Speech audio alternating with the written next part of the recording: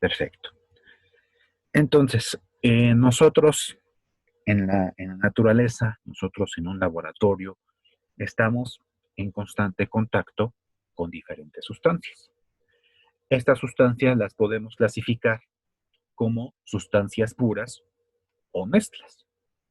Dentro de las sustancias puras tenemos a lo que son los elementos y a los compuestos. Los elementos, pues obviamente son aquellos que encontramos en la tabla periódica: hidrógeno, litio, oxígeno, uranio, etcétera, cuya parte representativa o parte mínima será el átomo. Un átomo estará compuesto de una serie de protones, neutrones y electrones que le dan la identidad a esta sustancia pura. Pensando en que si nosotros nos ponemos a dividir al átomo, si los empezamos a separar en sus electrones, en sus protones y sus neutrones, pues ya perderá la identidad de lo que es un elemento. Entonces, en este caso, pues bueno, la unidad mínima que vamos a presentar para cualquier elemento será el átomo. ¿Qué pasa con los compuestos? Pues se trata de la combinación de dos o más átomos del mismo o diferentes elementos químicos, que pues cambiarán de alguna manera su identidad, cambiarán sus propiedades y pues tendrán reactividades de distinta índole. Así como para los elementos su parte mínima era el átomo, para los compuestos la parte mínima serán las moléculas. Esto es por parte de las sustancias puras. Ahora, de las mezclas. En las mezclas no tendremos una, una combinación química de alguna manera, si lo queremos llamar de alguna manera, sino simplemente se tratará de combinaciones entre diferentes sustancias que adquirirán una serie de propiedades. En este caso, tenemos principalmente dos tipos de mezclas: las mezclas homogéneas, las mezclas heterogéneas. Probablemente ustedes ya habrán visto esto en algún curso anterior, ¿no? Sin embargo, pues no está de más que lo repasemos porque lo vamos a usar en esta primera práctica. Una mezcla homogénea es aquella en la que nosotros combinamos dos o más sustancias, permitimos que se combinen de forma adecuada, y una de sus características principales es que una vez que se determinó que se formó esta mezcla, nosotros no somos capaces de ver sus componentes. Lo vemos como si fuera una sola entidad, una sola cosa, un solo objeto. Y al no saber eh, qué, qué componentes están inmersos en esta mezcla, pues resulta un poquito complicada su separación, porque no sabemos si en efecto se trata, por ejemplo, si tenemos una mezcla de agua con sal, que está bien disuelta, pues no sabremos si se trata únicamente de agua o si aparte de sal tendrá alguna otra cosa disuelta. Entonces nosotros utilizaremos alguna serie de métodos físicos o serie de métodos químicos para poder separar este tipo de mezclas homogéneas, ¿no? Por ejemplo, por mezclas homogéneas lo podemos encontrar en diferentes estados de agregación, no solamente, como les digo, agua con sal, ¿no? Digamos. Por ejemplo, tenemos aquí, en esta imagen, tenemos bronce. El bronce es una combinación de dos metales, de cobre y de estaño, en diferente proporción, en diferente porcentaje. Pero pues de ahí nos damos cuenta de que no podemos diferenciar entre cobre y estaño. Vemos que se trata de un solo metal, de una sola barra, de un solo color. Entonces no podemos diferenciar sus componentes. Entonces tenemos una mezcla homogénea en estado sólido. Y pues lo que ya les comentaba, tendremos mezclas homogéneas en estado líquido, que serán las más comunes. Por ejemplo, tenemos la mezcla entre alcohol y agua, que pues si viéramos que no están etiquetados estos vasos, pues al momento de combinarlos o incluso estando por separado, no sabremos si se trata de una mezcla o no. para poder determinar si se trata o de qué sustancia se trata, pues ya tendremos la posibilidad de experimentar incluso con nuestros sentidos, ¿no? Con el olor, pues el olor del alcohol tiene pues, un aroma característico y pues el agua pues no tiene olor, ¿no? Entonces, pues nos ayudaremos también de ciertos sentidos para saber si se trata de una u otra sustancia. Claro, evidentemente es muy importante que cuando estemos en un laboratorio nunca nos pongamos a probar las sustancias, ¿no? Porque pues, muchas de ellas serán tóxicas, ¿no? Y sí causan una serie de daños importantes al organismo. Pero bueno, ya en algunas de ellas estaremos viendo de qué se trata las diferentes sustancias. Bueno, nada más les puse estos ejemplos sólidos y líquidos, pero también tendremos mezclas homogéneas en estado gaseoso. Por ejemplo, el aire. El aire es una mezcla homogénea, no podemos ver sus componentes. Y pues la mayoría del aire que nosotros respiramos pues, está compuesto en un 70% de nitrógeno, un 20% de oxígeno, que es el que nos sirve para que para que el organismo funcione, y pues el resto estará compuesto por otro tipo de gases, por ejemplo, dióxido de carbono, argón o algunos otros gases que están presentes en la atmósfera. Pero pues también el aire es una mezcla homogénea, pero en estado gaseoso. Y pues obviamente si en este caso, en las mezclas homogéneas, no podemos ver sus componentes individuales o por separado, en una heterogénea sí lo podemos hacer. En donde, pues, por ejemplo, tenemos una ensalada, ¿no? En donde vemos que claramente que está compuesto por diferentes componentes. Y como sí lo podemos ver, pues su separación se hace mucho más sencilla, con métodos mucho más convenientes o más prácticos, y podremos tener allí cada componente individualmente. En el caso de que sean sólidos, pero también podemos encontrar mezclas heterogéneas en estado líquido. El ejemplo más común o el más sencillo es el de la mezcla de agua y aceite, en el que vemos claramente la separación entre las dos sustancias. Y esto se debe a sus propiedades distintas. No se combinan por cuestiones tanto físicas como químicas. Dentro de las cuestiones físicas encontramos la densidad, la vamos a tratar más adelante, en donde si combinamos sustancias con diferente densidad, pues aquella que tenga la densidad más alta pasará al fondo del recipiente y obviamente la de densidad más baja estarán en la parte superior del recipiente.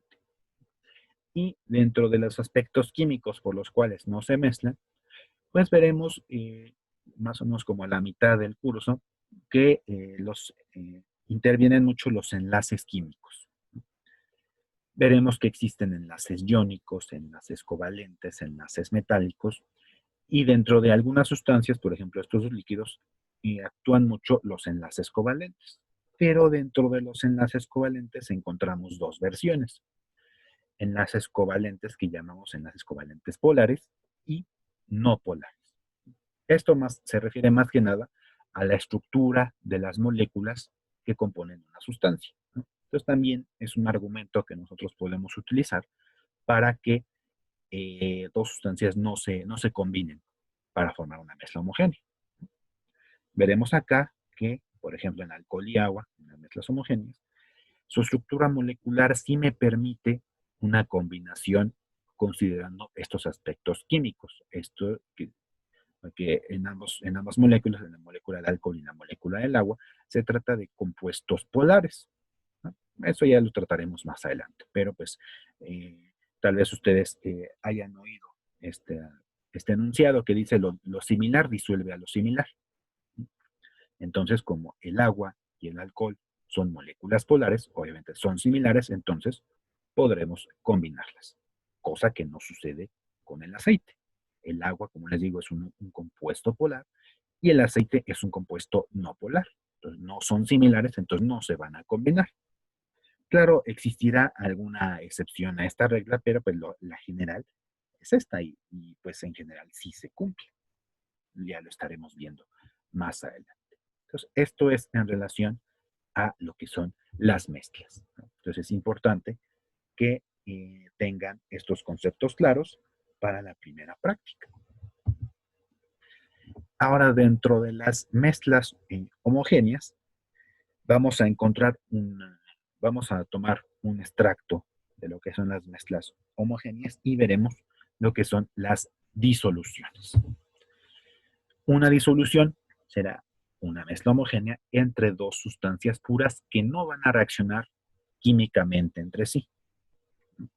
Por reacción química me refiero a que cambien su identidad o cambien sus propiedades. Simplemente existe una combinación de sustancias para generar una mezcla en la cual no podemos ver sus componentes. Eso es a grandes rasgos lo que es una disolución. Y hablamos de dos sustancias, pero pueden estar compuestas por 3, 4 o más sustancias, ¿no? Pero pues la parte sencilla será solamente entre dos.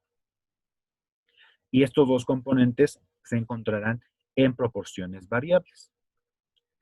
Aquel componente que se encuentra en menor proporción, nosotros le llamamos como el soluto de la disolución, ¿no? Y aquella que se encuentra en mayor proporción se le llama el disolvente. Entonces, por ejemplo, en una mezcla de agua con sal, pues obviamente nosotros estamos disolviendo la sal en el agua. Entonces, ahí nuestro soluto son los granos de sal que nosotros estamos colocando. Y el disolvente obviamente será el agua, ¿no? Entonces, dependiendo quién se encuentre en mayor proporción, pues ya podremos definir entre un soluto y disolvente. ¿Okay? Ahora, dentro de esta proporción que existe entre soluto y disolvente, podremos clasificar a las disoluciones en tres tipos. Aquí ya en la que apenas estamos agregando una pequeña porción del soluto, pues en donde pues nosotros al momento de agitar, pues este soluto se disolverá de forma adecuada, de forma muy rápida. Entonces en este caso estamos hablando de lo que se conoce como una disolución diluida. Esto es hablando en términos de la concentración, es decir, qué tanto soluto tiene nuestra disolución. Estamos hablando de una disolución diluida. Nosotros seguimos agregando soluto a nuestra disolución. Y vamos a llegar a un punto en el que ya no podremos disolver más cantidad de soluto. En ese punto, nosotros decimos que nuestra disolución está saturada, ¿no? ¿Cómo sabemos que nuestra disolución ya está saturada? Porque va a llegar un momento en el que si nosotros agregamos una cantidad extra de nuestro soluto, este ya no se va a disolver, va a bajar al fondo de nuestro recipiente, ¿no? Por más que nosotros agitemos, ya se va a quedar en el fondo, ya no se va a disolver. Entonces, toda esa disolución, si excluimos esa pequeña porción que ya no se disolvió, toda esa disolución ya va a estar saturada. Y ya no le podemos meter más soluto, ya está completamente cargado, como su nombre lo indica, ya está completamente saturado. Por último, tendremos una disolución sobresaturada. Aquí mucho cuidado con este concepto. Tal vez ustedes lo hayan visto en la manera como se los voy a platicar. Cuando ustedes siguen agregando soluto a una disolución saturada, ustedes pues, se darán cuenta que ya no se va a disolver, ¿no? Entonces, ustedes llamarían a esto una disolución sobresaturada, en la que tenemos ahí la separación de, de este líquido y el sólido restante que está en el fondo, ¿no? Pero eso se contradice con lo que le estamos viendo, porque precisamente una disolución es una mezcla homogénea. Y si nosotros ya tenemos esta separación entre este sólido que está en el fondo y este líquido que está flotando, pues ya no se trata de una disolución, ya se trata de una mezcla heterogénea. Entonces, siempre que nosotros hablamos de una disolución, quiere decir que nosotros ya no podemos ver los componentes. Y si nosotros estamos en esta situación que les comento, sí podemos ver los componentes. Entonces ya no se trata de una disolución, ya se trata de una mezcla heterogénea. O sea, hay cuidado cuando nosotros hablemos de disoluciones sobresaturadas, porque se requiere una serie de condiciones especiales para que, a pesar de que nosotros sabemos que ya sobrepasamos el límite de máxima capacidad que tiene mi disolvente para captar todas estas partículas del soluto, hay que tener cuidado en las condiciones en las que estamos, condiciones de temperatura principalmente, ¿no? Para que, pues, a pesar de que en condiciones normales nosotros ya no podemos disolver más, ¿qué pasa si yo aumento la temperatura de la disolución? Pues hay algunas sustancias que con el aumento de la temperatura eh, me permite disolver este excedente. Entonces, referido a condiciones normales, a condiciones de temperatura ambiente, ya tendremos un exceso del soluto que somos capaces de disolver a esa temperatura, pero ya habiendo calentado, ya podremos disolver este exceso. Entonces, ahora sí, ya podremos definir que tenemos una disolución, porque ya no podremos definir o determinar cuáles, o distinguir más bien cuáles son los componentes de dicha mezcla. Entonces aquí mucho cuidado. Vamos a ver más adelante este concepto de disolución sobresaturada en la práctica número 4, me parece. Pero para que no se vayan con la idea de que simplemente porque queda en el fondo un soluto, ya es una disolución sobresaturada, cuando no es así. Porque si nosotros podemos ver esto que se está separando en el fondo, ya deja de ser una disolución para pasar a ser una mezcla heterogénea. ¿Okay? Entonces ahí cuidado cuando vean estos conceptos en algún libro. ¿Okay? Nosotros lo que vamos a tratar en esta primera práctica es precisamente la distinción entre mezcla homogénea y mezcla heterogénea. Porque de lo que se trata es de que nosotros hagamos, y bueno, esto sí lo podemos hacer en casa, de que nosotros hagamos una mezcla homogénea y heterogénea de bicarbonato de sodio. Ustedes ya lo verán en de lo que trata la primera parte de la práctica. Entonces trataremos estos dos conceptos. Esto es con respecto a lo que son las disoluciones. ¿Sí? Ahora, vamos a revisar un poquito el concepto de densidad, que se refiere a una magnitud. ¿Magnitud de qué? Que me está relacionando, pues, la cantidad de masa contenida en una unidad de volumen. Es obviamente un concepto que ustedes ya han revisado anteriormente, lo vamos a seguir aplicando aquí y vamos a ver que en nuestro caso, pues la densidad, yo la voy a representar con esta letra, es una letra griega que se llama Rho, es una letra griega que se emplea en el Sistema Internacional de Unidades para designar a la densidad. Y pues adquiere esta fórmula, que es la masa de mi compuesto entre el volumen que ocupa este compuesto. Aplicado exactamente a lo que nosotros estamos viendo, a lo que nosotros estamos revisando, aquí hay que tener cuidado, porque se refiere a la masa de la disolución entre el volumen de la disolución, considerando que, de nuevo, una disolución está compuesta por soluto y está compuesta por el disolvente. O sea, la combinación de estos dos me da lo que es una disolución. No se trata únicamente de la masa del soluto o el volumen del disolvente, no, se trata de todo en conjunto. La masa de la disolución, si yo tengo sal con agua, entonces se trata de la masa de esta sal que yo agregué y le sumo la masa del agua. ¿Okay? De igual manera, el volumen se tratará del volumen propiamente del agua más el volumen del soluto, que obviamente no cambiará mucho porque vemos que, por ejemplo, la sal se trata de polvito, pero ese polvito también tiene un volumen. Entonces, al momento de combinarlo y disolverlo en el agua, pues también contribuye al volumen total de la disolución.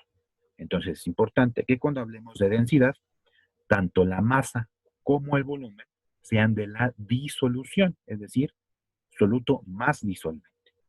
Entonces, esto que sí quede claro, porque vamos a tratar otra propiedad de las sustancias en las que sí vamos a distinguir entre soluto y disolvente. Entonces, en el caso de la densidad, aplica únicamente para cuando tenemos la combinación tanto de soluto como de disolvente. Entonces, ahí está la pantalla. Recuerden que yo les voy a subir esta presentación, pero pues bueno, si quieren tomar una captura a esta diapositiva, adelante. Entonces, esto es la densidad, y como les comentaba, la densidad aplica para pues, prácticamente todas las sustancias. ¿No? Y si nosotros combinamos sustancias de diferente densidad, pues tendremos allí una separación entre las mismas, en especial si se trata de líquidos. Otro concepto que vamos a estar revisando es el de la solubilidad, que se refiere a la cantidad máxima del soluto que podemos disolver en una determinada cantidad del disolvente, siempre y cuando estemos a una temperatura dada. Es decir, que aquí estamos retomando el concepto de la disolución saturada. Si recuerdan que llega a este punto en el que ya no podemos disolver más soluto. Ese punto se refiere precisamente a este concepto, la solubilidad. Y estos valores van a variar dependiendo el disolvente y dependiendo el soluto. Y muchas veces están referidos a temperaturas ambiente, digamos de 20 o 25 grados centígrados. Ya están reportados en algunos libros. ¿No? Entonces, en algunos libros podemos encontrar cuál es la solubilidad del bicarbonato de sodio o cuál es la solubilidad del cloruro de sodio. Entonces, ya les da ahí un valor. Normalmente, estos valores están referidos a la cantidad de soluto en gramos por cada 100 gramos del disolvente. Y pues normalmente nuestro disolvente va a ser el agua. Y lo refieren así. Pero hay algunas otras fuentes, algunos otros libros o sitios web que no refieren los 100 gramos de disolvente, sino se refiere a 100 mililitros del disolvente. Esto ya va a depender de una serie de factores sobre qué es lo que más nos conviene. Si nos conviene trabajar con gramos o nos conviene trabajar con mililitros. Eso ya va a depender de nuestros distintos casos. ¿No? Y vean aquí que aquí es donde sí hacemos la distinción entre soluto y disolvente, para que no se confundan con las unidades de la solubilidad y la densidad. ¿No? Entonces, la solubilidad, pues yo lo voy a representar aquí con la letra S, y pues es la cantidad en gramos de soluto, en ambos casos, en ambas versiones de la fórmula, la cantidad en gramos de soluto por cada 100 gramos del disolvente o 100 mililitros del disolvente. Normalmente pues será agua. Entonces aquí si en lugar de disolvente le quieren poner agua, está bien, no hay ningún problema. Lo único que cambiará pues serán los solutos. Por ejemplo, para el bicarbonato de sodio, que será parte de la práctica que nosotros haremos, les voy a dar un dato, que es aproximado, no tengo el dato preciso. Son aproximadamente 10 gramos de bicarbonato de sodio por cada 100 gramos o cada 100 mililitros de agua, que es la máxima cantidad que nosotros podremos disolver. ¿No? Pero referido por cada 100. No es de que sea que por cualquier cantidad de agua sean únicamente 10 gramos de bicarbonato de sodio. No, se refiere por cada 100 gramos. Entonces, por ejemplo, en un litro, si me voy a la parte de volumen, en un litro pues, podremos disolver 100 gramos, ¿no? de bicarbonato de sodio. Si yo aumento el volumen, pues obviamente aumentaré la cantidad de soluto que podré disolver en esa cantidad de agua. Entonces aquí, muy importante, ¿sí? No vayan a confundir los dos conceptos. La solubilidad, gramos de soluto o masa de soluto por cada 100 gramos o 100 mililitros del disolvente. Me voy a regresar un poco. Y pues la densidad se refiere a la masa de la disolución en su conjunto, soluto más disolvente, entre el volumen de la disolución, soluto más disolvente.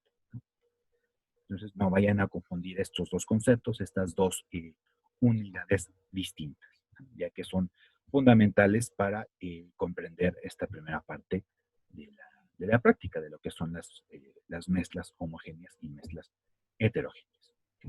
Entonces tenemos estos dos conceptos, ¿no?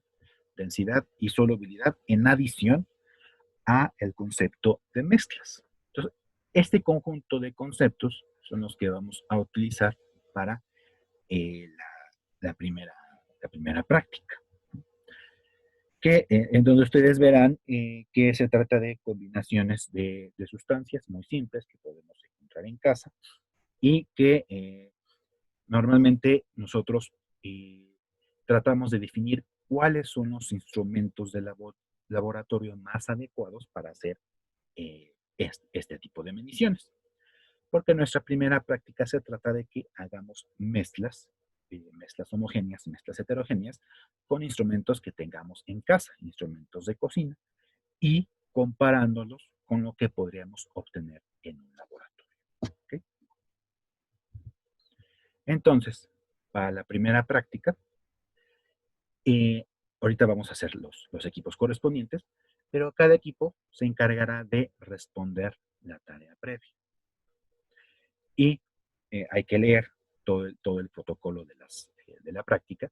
Y lo que ustedes van a hacer en casa, esto sí lo pueden hacer en casa, es el primer procedimiento experimental y que está denotado como primer PE. Y únicamente el apartado 1. Aquí de lo que se trata es de que ustedes tomen una cantidad de cucharaditas de bicarbonato de sodio y ustedes vayan tratándolas de disolver en agua. Y van a encontrar el punto que les menciono, de que pues ya no podremos disolver más cantidad de bicarbonato de sodio. Entonces hay que completar una serie de preguntas y una tabla para que ustedes puedan determinar hasta qué, hasta qué cantidad de cucharaditas es de que tenemos nuestro límite y podamos hacer nuestra primera parte. Les dejo aquí también la liga para esta primera práctica, que como les digo, ya tiene datos experimentales, ya ustedes podrán completar el resto de la práctica con lo que se trata aquí. Y pues esto será por equipos de 5 o 6 personas, dependiendo de los que estemos aquí conectados. Entonces voy a dejar de grabar y vamos a formar los equipos.